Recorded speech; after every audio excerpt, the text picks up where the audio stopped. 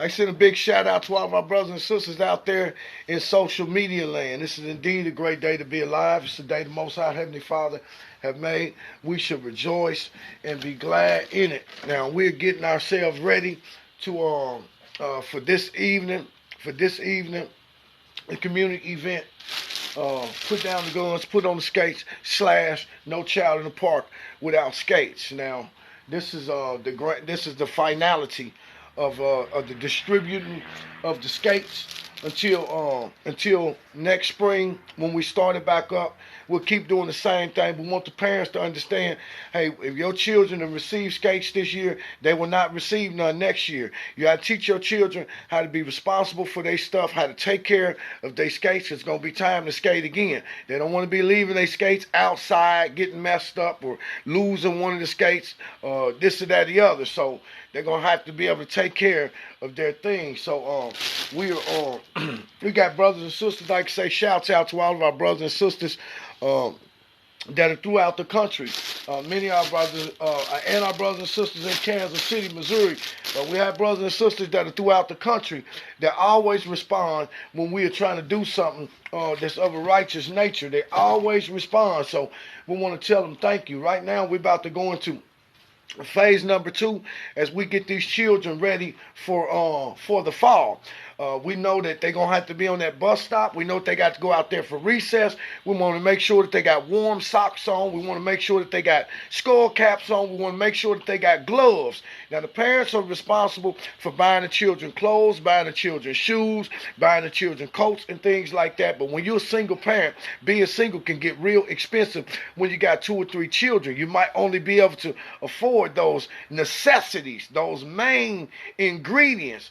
But we can come alongside of some of our single parents and even some of our married couples that may be struggling because of a lack of finances and resources. So we want to thank all of our brothers and sisters that have contributed in that particular area. We're getting our stuff ready. Okay, we got all type of stuff that's coming in.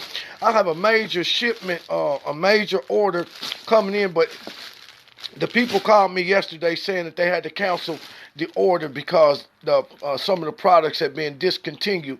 So we went to another site and we placed another big shipment of scarves, hats, gloves, and socks for the children. However, those orders won't be in until they won't come until tomorrow. So what we're going to do is we're going to beckon for our brothers and sisters that whatever it is that you have, you can bring it, because we know we're dealing with the children, but it's not just the children. We got people out there that's sleeping in the park. We got brothers and sisters out here that's on the street sleeping in bus booths. We got people out here that's sleeping up under the bridges, people that's homeless, people that don't have nothing. These people going to need some jackets. They're going to need some things to stay warm as this season start changing. So even though we're collecting these items for the children to make sure that our children are good, we don't also want to be mindful that many of us that have things in our closet that we ain't wore in years. There are many of us that have but I know me myself, I got about 5 tubs of clothes over there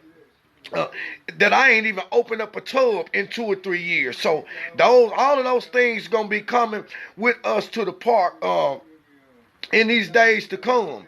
So we have backing for brothers and sisters. We got brothers and sisters that's bringing brand new clothes, brand new hoodies, brand new jackets, rain gear. We got brothers and sisters bringing stocking caps. And mind you, we have placed a major order. That major order that we have placed on our own, it's going to have enough stuff in it. I'm pretty sure that it'll be able to cover every child in the park. So we need parents to bring as many children as they can.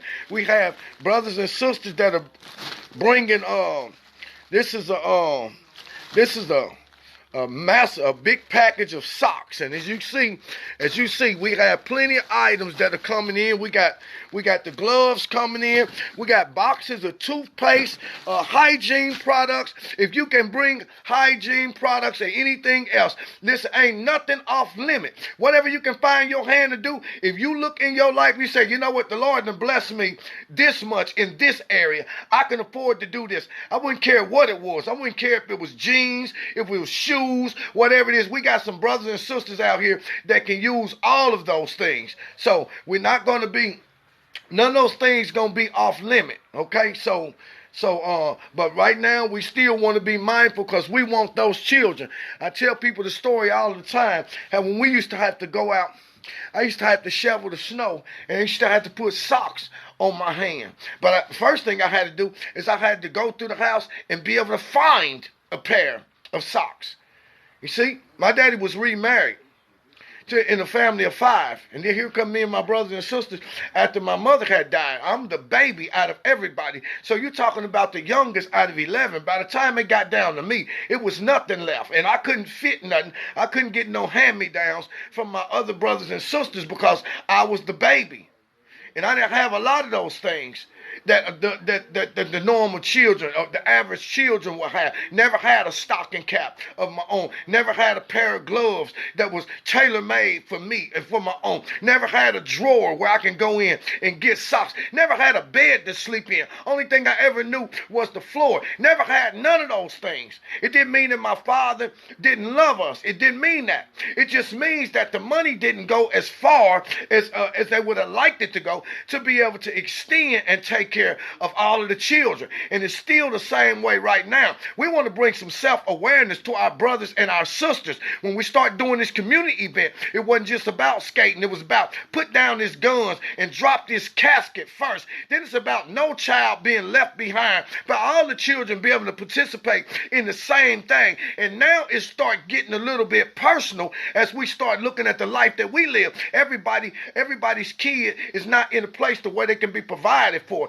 Just like I was not provided for in that area. Don't mean that the parent is irresponsible. Don't mean that the parent don't love them. Sometimes it means that because of a lack of help, because our families are single parent families, because we don't have no great stock in marriages, and understand how important it is for a man and a woman to remain intact and raise their children as a team. From a family structure standpoint, we don't have that, and it gets real difficult. And then the children are the ones that have to suffer, and they don't have anything to do with it. Child wonder, well, dang, why I ain't got no hat? Why I ain't got no gloves? Why I ain't got no scarf? I'm cold out here. My ears are cold. My hands are cold. But mama done the best that she could do to get you what you needed. You see, we got to be responsible for our own people. And we start talking about facilitating our children. Here we talk people about what was happening on the Channel 4 News. Oh yeah, they're going to spotlight what they want to spotlight when it comes to their people. They're going to make it always seem like it's some grand thing. It's some good thing. Even where our public officials is concerned, it's going to seem some grand thing, some good thing. But when it comes to the children in our community, where we pay the taxes at, we seem to be a forgotten about people. And unless the parents start understanding these things and wake the hell up, if your children ain't worth us getting together, doing something great, then you might as well find the nearest cliff, go to the edge of it, and fall off of it. You see, so that's where we at. We want to get these things together for our children, but we want to be mindful of our brothers and sisters that are without. So whatever any of us can do, when we start talking about community, we're not talking about no big eyes, no little U's. I don't need no pat on the back from nobody. Don't nobody got to tell me what a great job I'm doing. I don't want to hear that. Let me see you come alongside of your brother and start doing something great with them. It's not about no big eyes, no little U's. When we start talking about community, we're talking about everybody playing a role. Everybody playing a role that the small, still voice on the inside of them is leading them to do. That small, still voice on the inside of you is God telling you what your purpose is and what His will is for your life. And you have to be able to clock into that and pay attention to that. Instead of listening to what other people say, we should do, what we shouldn't do. Nobody need to tell another man what he should do, what he shouldn't do. He have a small, still voice of the Spirit on the inside of him that tells him what he should do and what he shouldn't do. And all we have to do is start listening to that. And when all of us start listening to that small, still voice of the Spirit on the inside of us, and then paying attention to that and playing that role, you will find us connecting ourselves together like the links of a chain, binding binding ourselves together like a hand and a glove. It is the worst. It is the most dangerous thing that can happen in an hour such as this, in a city such as this, in a nation such as this. It is the worst thing that can ever happen is for us to come to understand what a great royal regal people we are, and that we don't need the government's handouts. We don't need welfare. We don't need Section 8. All of those things are designed to stagnate your growth, to destroy your dreams, your visions, and your aspirations. But when we start listening to that small, still voice on the Spirit, we don't need no man directing us. So you can go and tell the pastor, go sit down somewhere. You can go and tell your mosque leader, go sit down somewhere. You can go and tell your Israelite leader, go sit down somewhere. You can't show me what God's will is for my life. Let me get somewhere and be still and be quiet. And when I get the opportunity to participate in an event such as this, whatever that voice is that I hear on the inside of me, that's what I'm going to do. That's what I'm going to do. Like my main man, the legendary DJ LS Flash, when we sat at the bar trying to figure out, okay, we're going to start this game. Well, you know what? I never had to ask him, Flash, can you play the music? No, a small, still voice on the inside said, listen, you can play this role. Why don't you play the music? Meets, I'll play the music. Hey, that's great.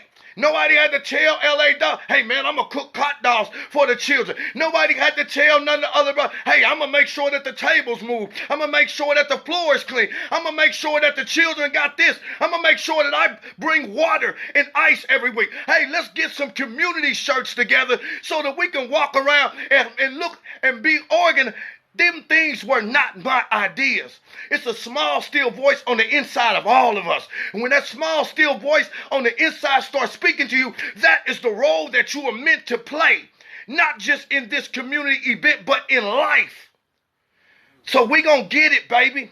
And we don't need nobody. We don't need nobody coming to our aid. I don't need to be validated by nobody that don't look like me. You can't tell me anything about my culturalistic background, about my differences, about my ideology, about my family, about my people. You can't tell me nothing about that. It's high time that we quit looking outside of ourselves for everybody else to do something. And we pick up and we do whatever it is. And there ain't no such thing as a thing being too small.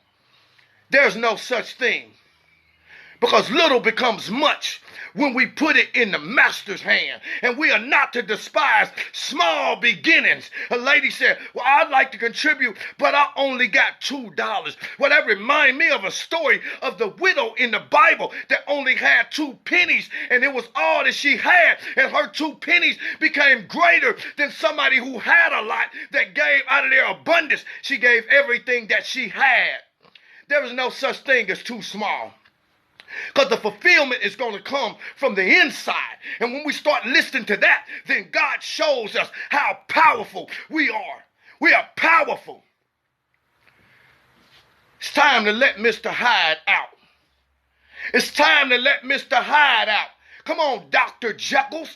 Dr. Jeckles represent us that's walking around in the flesh, paying attention to everything we see, being discouraged by the things we can't do, the things that we can do. Come on, Dr. Jekyll, experimenting with life, trying to figure out, oh, this might work. Oh, let me see if this might work. Oh, that thing. Come on, Dr. Jekyll, experimenting. You feel Mr. Hyde on the inside telling you, boy, when you gonna get tired? When you gonna have enough? Enough is enough. Why don't you let me out? Let me out, not destroy everything that's in your path. If you just let me out, that's that small, still voice of the Spirit telling us, give me the wheel. Let me have the wheel of your life. You don't know what you're doing. You done made a mess out of everything. You can't overcome. You can't overcome the fornication. You can't overcome adultery. You can't overcome the drugs, the alcohol. But if you let me out, if you start listening to that small, still voice that's on the inside of you,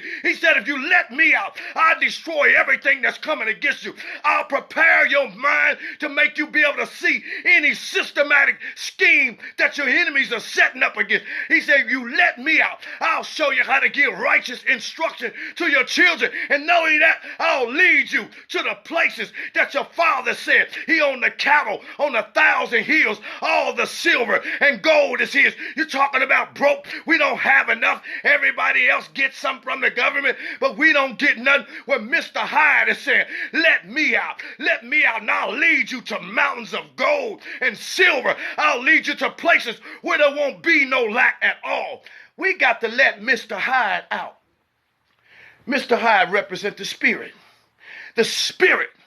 of the living God that is on the inside of us. Man, you can't do that. Man, you can't do that. Man, where the money gonna come from? Well, see, that's all the things that Dr. Jekyll is controlling because he's trying to figure life out. But Mr. Hyde, the spirit, already got life figured out. The spirit likewise helps us with our infirmities, for we don't even know, according to the flesh, what we should even ask God for. He said, but that spirit knows what the mind of God is, and he makes intercession for us according to God's will for our life. That spirit on the inside of us is connected to the one that made us. He knows exactly why he created us, knows exactly what he purposed for us in this life.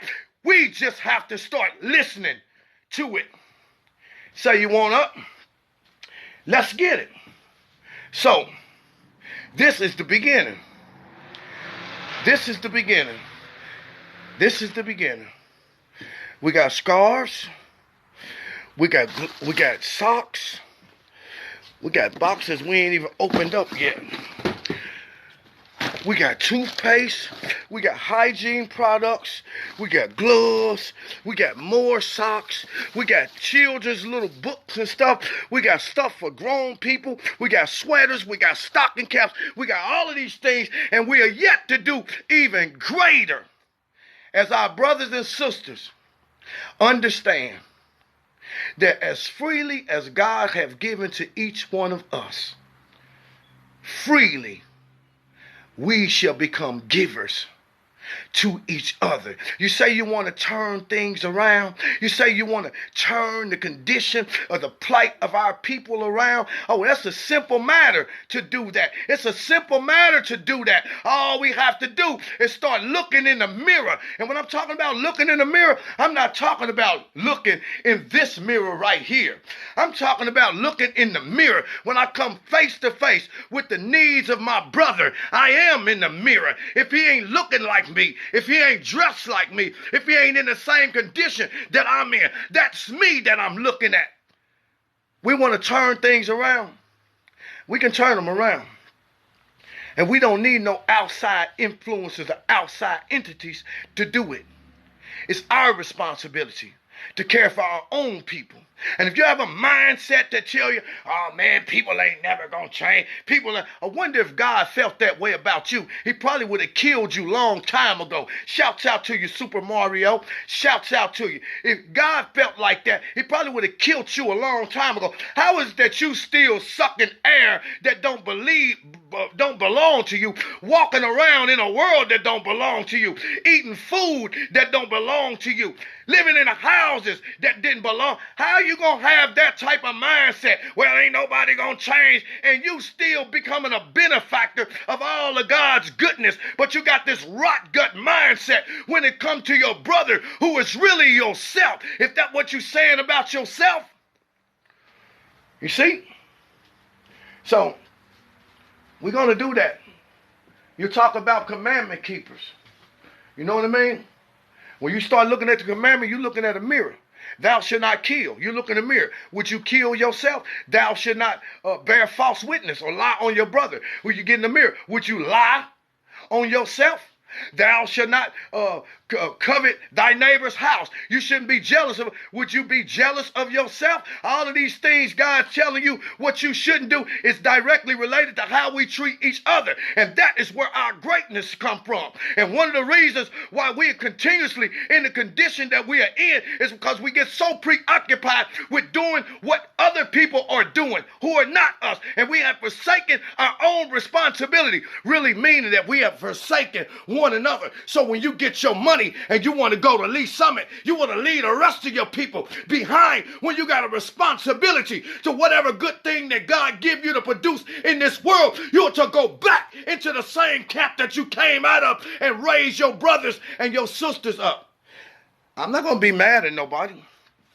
You got brothers out here talking about, oh man, you know what? I got to keep my dog on the chain. I got to keep my dog on the chain. I can't let my dog get hooked up with no money. Yeah, my dog is pure. I got to keep his blood pure. I got to keep his blood pure so I can have straight pure-blooded bullies and pure-blooded pits. And you know what? You don't want your pit bull getting hooked up with a German shepherd because that'll mix his blood up. But if you can feel that way about a dog, why you can't feel that way about the pureness of the blood of your own people?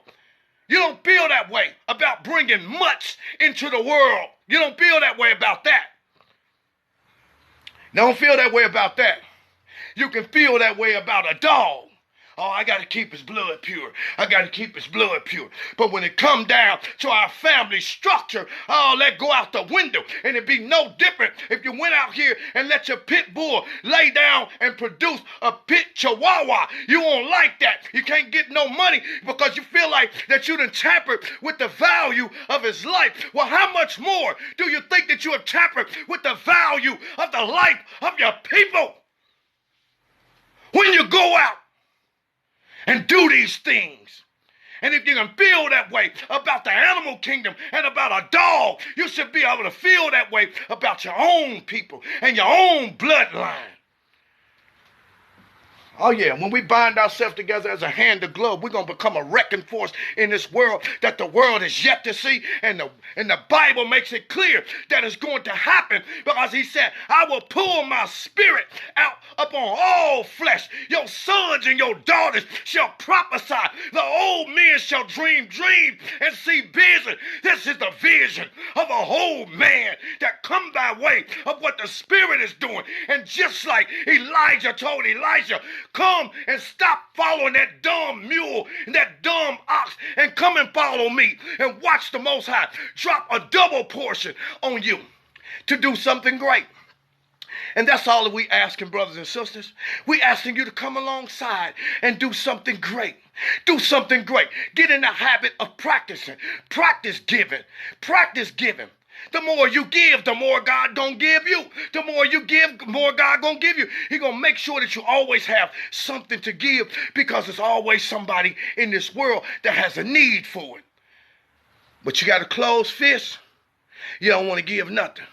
You got clothes hanging up in the closet that you ain't wore in years, can't find a way to part from them.